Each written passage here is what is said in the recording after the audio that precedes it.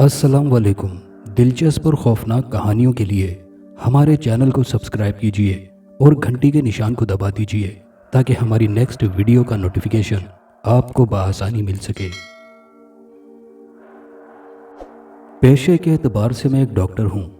एक दिन मैं अपने कंपाउंडर के साथ कार में जा रहा था क्योंकि कुछ देर पहले मुझे शहर के एक मोअज़्ज़िज़ ताजिर की बीवी ने फ़ोन किया था कि उसका इकलौता बेटा खुन्नाक का मरीज़ है और उसकी हालत ख़राब है।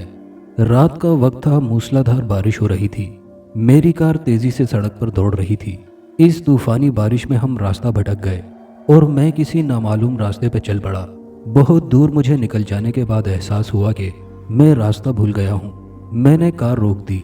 इस तूफ़ानी और सियाह रात में हमने रास्ता पहचानने की कोशिश की मगर बेसूद।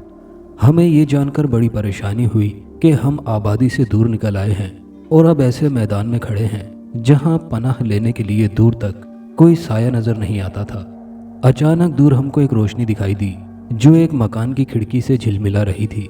हमने अपनी बरसातियां पहनी और कार को वहीं छोड़कर रोशनी की तरफ बढ़े। पानी के गड्ढों में ठोकरें खाते हुए उस मकान के सामने पहुंचे। लाल पत्थर की बनी ये खुशनुमा इमारत थी। उसकी बालाई मंजिल की खिड़कियों से मध्यम रोशनी छनकर आ रही थी।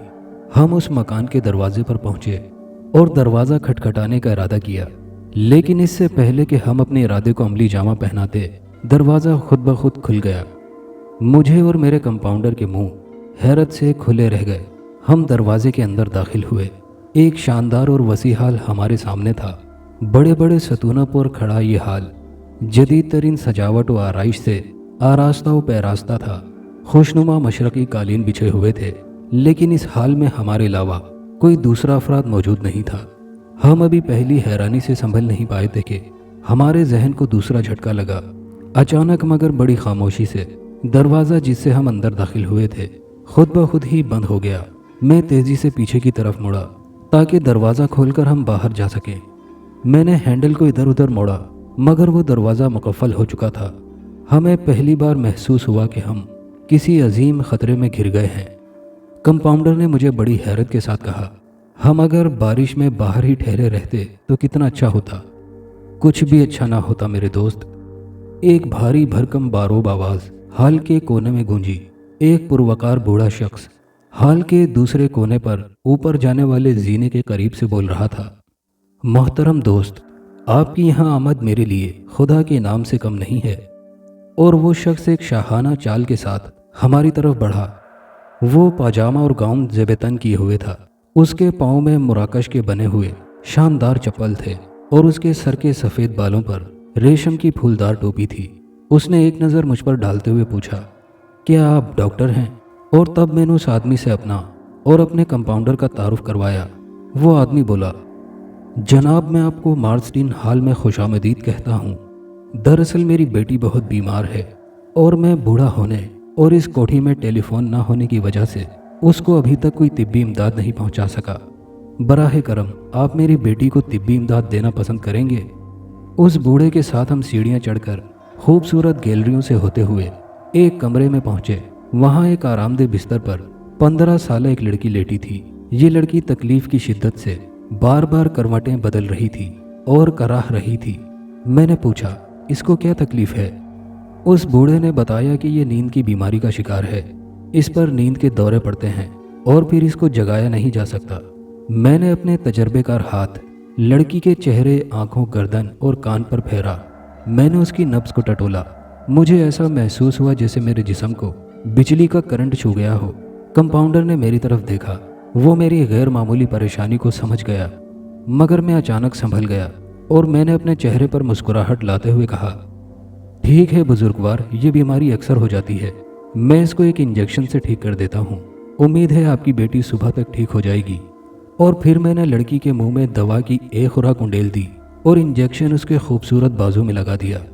बूढ़े ने उसके बाद हम दोनों को एक कमरे में आराम करने के लिए भेज दिया, जहाँ मैंने अपने कंपाउंडर को बतलाया वो लड़की बीमार नहीं है, उसको बेहोश किया गया है।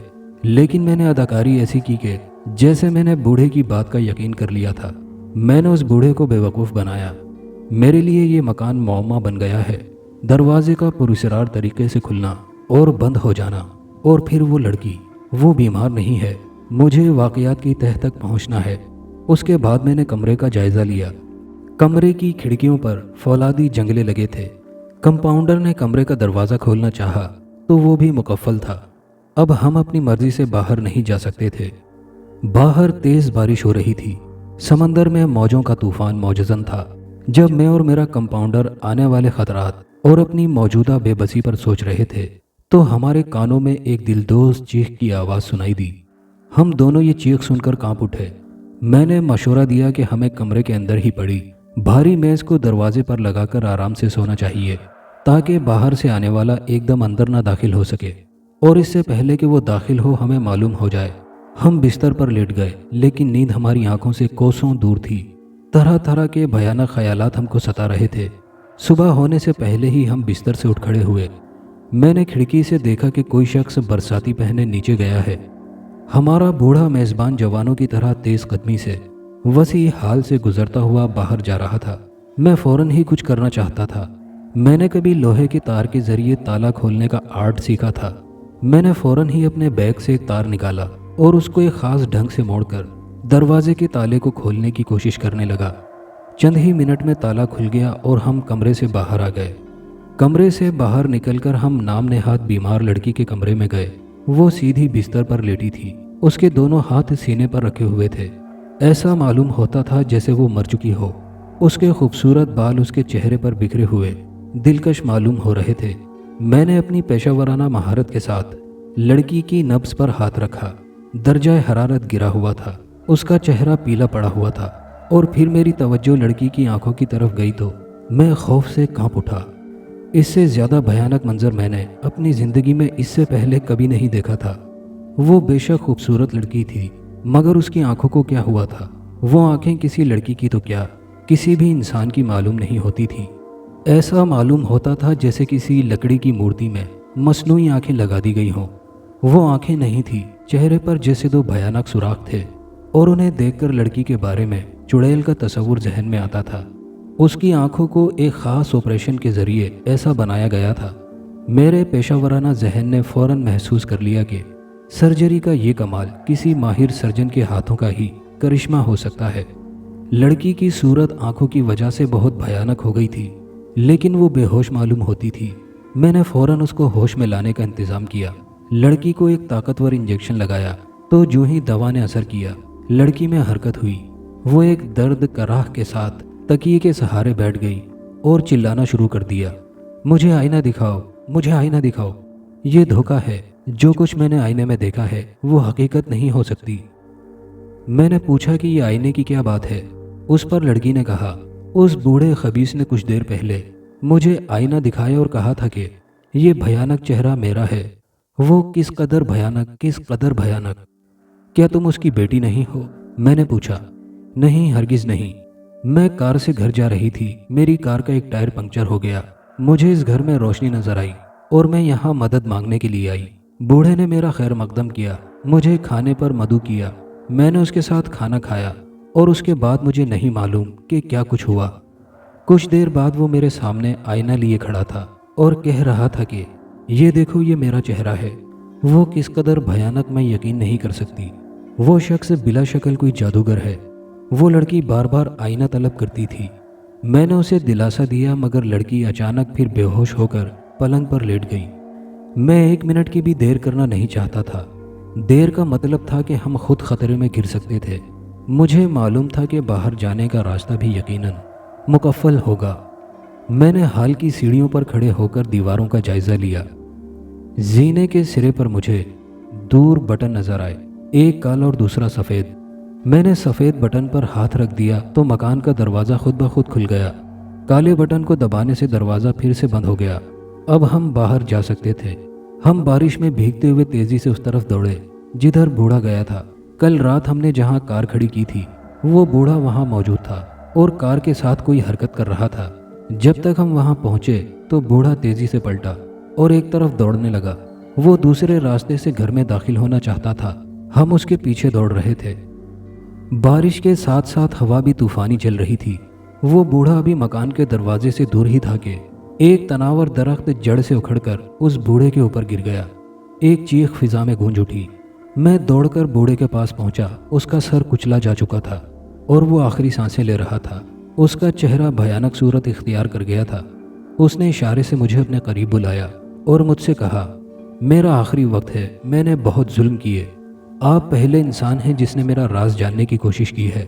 آپ اس کار میں نہ بیٹھیے، میں نے اس میں ٹائم بم لگایا ہے۔ میں آپ کو مار ڈالنا چاہتا تھا۔ دوسرے میرے کمرے میں آپ کو کچھ کاغذات ملیں گے اور مکان کے تہہ خانے میں میرے پالتو جانور اور وہ لڑکی بھی ان میں سے ایک ہے۔ اگر آپ اس کو چھاپیں گے تو دنیا پہلی بار جانے گی کہ کسی مارسٹن کو ستانے کا کیا مطلب ہوتا ہے۔ اور اس کے چند منٹ بعد بوڑھے نے آخری سانسیں لیں اور وہ دنیا سے رخصت ہو گیا۔ بوڑھے نے اپنے لیے کئی معاملے کھڑے کر دیے تھے، ہمیں انہیں حل کرنا تھا۔ میں ہر معاملے کی تہہ تک پہنچ جانا چاہتا تھا۔ میری سمجھ میں نہیں آ رہا تھا کہ بوڑھے کے کاغذات اور پالتو جانوروں سے کیا مطلب تھا۔ ہم بوڑھے کو درخت کے نیچے چھوڑ کر مکان کے اندر پہنچے اور سیدھے بوڑھے کے کمرے کے اندر گئے، جہاں ہم نے بوڑھے کے بتائے ہوئے کاغذات کو ڈھونڈنا شروع کر دیا۔ ایک خوبصورت وسیع میز کی دراز سے کمپاؤنڈر کو ایک ہینڈ بیگ ملا۔ ہم نے اس بیگ کے خانوں کو ٹٹولنا شروع کیا تو اس میں سے کئی کاغذات برآمد ہوئے۔ وہ اخبار کے تراشے تھے جو پرانے ہو جانے سے پیلے پڑ گئے تھے اور جگہ جگہ سے خستہ ہو گئے تھے۔ میں نے انہیں پڑھنا شروع کیا۔ ایک اخبار کے تراشے میں تحریر تھا، ایکٹریس ڈورالی کا عین شادی پر سرجن کے لنگڑے بیٹے کو دھوکا۔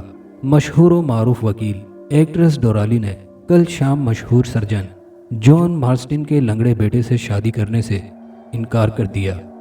ایکٹریس کا کہنا ہے کہ اس نے صرف جذبات میں ڈاکٹر کے بیٹے کی قابل رحم حالت پر ترس کھا کر اس سے شادی کا وعدہ کر لیا تھا، لیکن اب اس نے محسوس کیا کہ اس کے لیے اس کا لنگڑا پن ناقابل برداشت ہے۔ یہ ناکام محبت کی کہانی کا آغاز تھا۔ اخبار پر سن 1896 لکھا تھا۔ میں نے اخبار کا دوسرا تراشا اٹھایا اور اسے پڑھنا شروع کر دیا۔ سرجن کے لنگڑے بیٹے نے خودکشی کر لی۔ مشہور و معروف سرجن مارٹسن کا لنگڑا بیٹا اپنی پہیوں والی کرسی پر مردہ پایا گیا۔ 10 سال سے جب سے پولو کھیلتے ہوئے اس نے گیس پائپ منہ میں لگایا ہوا تھا اور گیس سلنڈر کا سوئچ کھلا ہوا تھا۔ 1 ماہ پہلے مشہور ڈورالی ایکٹریس نے اس سے عین 1 دن پہلے شادی سے انکار کر دیا تھا۔ جب اس کے ساتھ یہ حادثہ ہوا تھا وہ نہایت افسردہ رہنے لگا تھا۔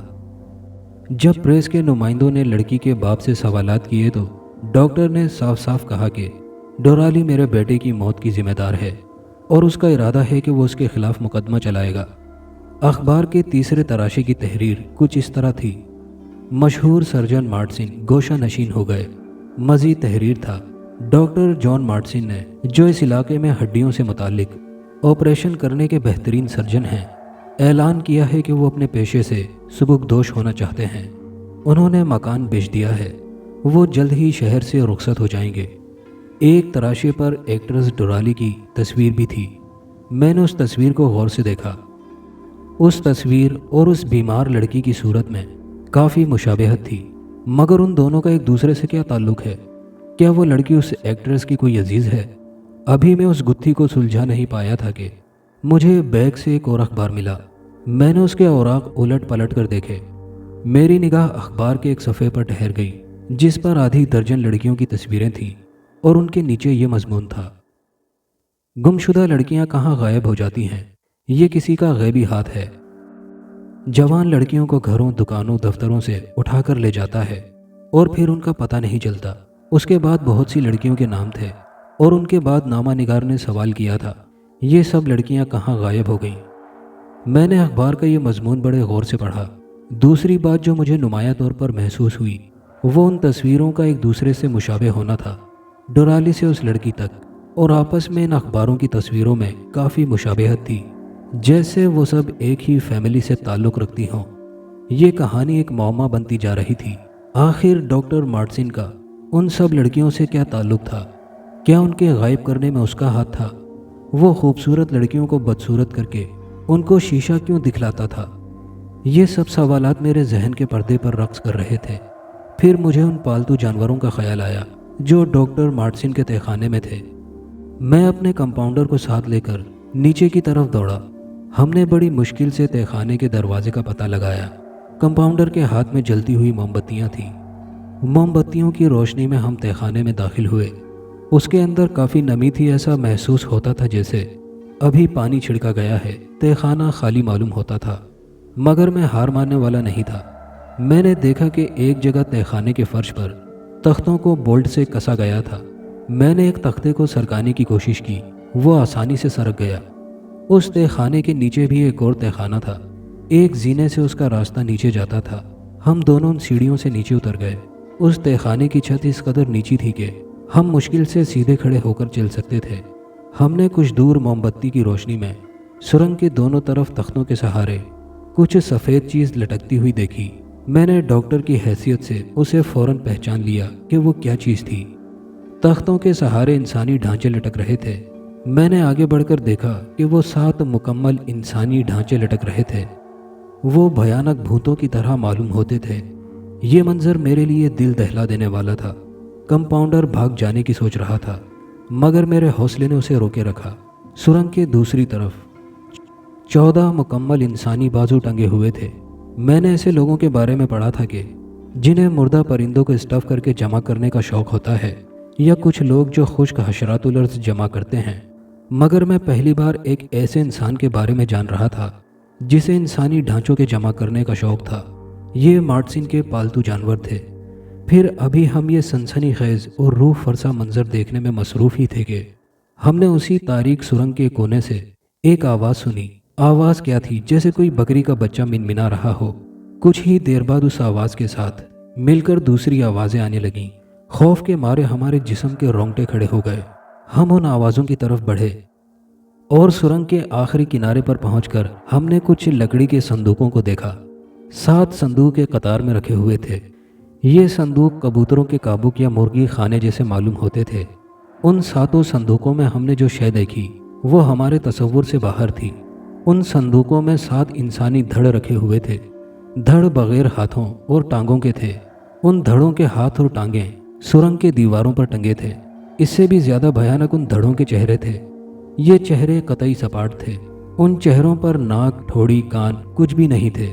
سب کو تراش لیا گیا تھا، اور ان کی آنکھیں بالکل اس بیمار لڑکی کی طرح بے جان، بے روح اور بھیانک معلوم ہوتی تھیں۔ ان کے منہ خوفناک طریقے سے کھلے ہوئے تھے۔ ان کی زبانیں باہر لٹک رہی تھیں، اور یہ زبانیں بولنے کی ناکام کوشش کر رہی تھیں۔ سب سے حیرتناک بات یہ تھی کہ سب دھڑ زندہ تھے۔ ہم نے اس سے زیادہ بھیانک اور اس سے زیادہ ہیبتناک منظر کبھی نہیں دیکھا تھا۔ خوف و دہشت سے ہمارے جسم کانپ رہے تھے۔ ایک ڈاکٹر کی حیثیت سے مجھے اس بات پر سب سے زیادہ حیرانی تھی کہ ان دھڑوں کو اس حالت میں زندہ کس طرح رکھا گیا تھا۔ ہم نے اپنے خوف پر ذرا قابو پایا تو ان صندوقوں کو ذرا غور سے دیکھا۔ ان میں سے ہر ایک کی تصویر ایک صندوق پر لٹکی ہوئی تھی۔ ہم نے پہلی تصویر دیکھی، ایلن منرو، اور اس کے نیچے تاریخ کے ساتھ لکھا تھا، قیمت ادا کر دی گئی۔ یہ تصویر انہی لڑکیوں میں سے ایک کی تھی جو ہم نے اخبار میں دیکھی تھی۔ ہم آگے بڑھے۔ ہر صندوق پر ایک خوبصورت نوجوان لڑکی کی تصویر تھی، اور اس کے ساتھ تحریر تھا، قیمت ادا کر دی گئی۔ مورخہ 12 دسمبر سن 1897۔ آخری صندوق پر تصویر ذرا بڑی تھی، اور اس پر تحریر سرخ حروف میں خوبصورت طریقے سے لکھی گئی تھی۔ یہ تصویر ایکٹریس ڈورالی کی تھی۔ اب میرے لیے یہ منظر ناقابل برداشت ہو رہا تھا۔ میں ان معصوم اور بے گناہ انسانی ڈھانچوں کو واپس دنیا میں نہیں لے جا سکتا تھا۔ اگر میں ایسا کرتا تو شاید دنیا اس ظلم و بربریت پر چیخ اٹھتی، تڑپ اٹھتی۔ ہم دونوں ان لڑکیوں کی زبان سے نکلتی ہوئی بے معنی و بے مفہوم آوازیں سنتے ہوئے واپس لوٹے۔ سرجری کا یہ کتنا بڑا کمال تھا کہ ہر جسم سے شانوں تک ٹانگیں کاٹ لی گئی تھیں، بازو مونڈھوں تک صاف تھے، آنکھ، کان، ناک، ٹھوڑی تک تراش کر الگ کر کے رکھ دیے گئے تھے، اور پھر بھی وہ زندہ تھے۔ کتنا بڑا ظلم تھا! صرف کوئی پاگل مگر ماہر آدمی ایسا کر سکتا تھا۔ مگر اس ظلم کے پیچھے کون سا مقصد تھا؟ میں نے سوچنا شروع کیا۔ اب واقعات کی کڑیاں ایک دوسرے سے ملتی جا رہی تھیں۔ اس عظیم سرجن مارٹسن پر اپنے لنگڑے بیٹے کی خودکشی کا پہلا رد عمل یہ ہوا کہ وہ ڈورالی سے انتقام لینے کا ارادہ کر رہا تھا۔ وہ اس سے نفرت کرنے لگا تھا، مگر اس ایک عورت سے نفرت کے ساتھ وہ تمام عورتوں سے نفرت کرنے لگا، اور اس نے اپنے لنگڑے بیٹے کی خودکشی کا انتقام لینے کی ٹھان لی تھی۔ ایک کے گناہ کے لیے اس نے کتنوں ہی کو اپنے انتقام کا نشانہ بنا ڈالا۔ کیسا عجیب و غریب انتقام کا جذبہ تھا! اس نے یہ سب منصوبہ کس ہوشیاری سے بنایا ہوگا؟ کس طرح وہ اپنے شکار حاصل کرتا ہوگا اور پھر کس کمال سے ان خوبصورت پھول جیسی لڑکیوں کو ایک بھیانک خوفناک شکل میں بدل دیتا ہوگا۔ میں اس سے زیادہ نہیں سوچ سکا۔ ہم تیزی سے اس لڑکی کے کمرے میں آئے اور اس کو اٹھا کر وسیع ہال میں لے آئے۔ میں اس لڑکی کو اچھا کر کے اس کے والدین کو واپس لوٹا دوں گا۔ جب ہم واپس لڑکی کے ساتھ گھر آئے تو ہم نے پہلا کام یہ کیا کہ پولیس کو اس واقعے کی اطلاع دی۔ میں نے بڑی محنت سے لڑکی کا علاج کیا اور وہ اچھی ہو گئی۔ اس کے بعد پھر شہر میں کسی لڑکی کے گم ہونے کا واقعہ پیش نہیں آیا تھا۔ دوستو، کہانی اچھی لگی ہو تو ویڈیو کو لائک شیئر ضرور کیجیے گا اور کمنٹ کر کے اپنی رائے سے ہمیں ضرور آگاہ کیجیے گا۔ شکریہ۔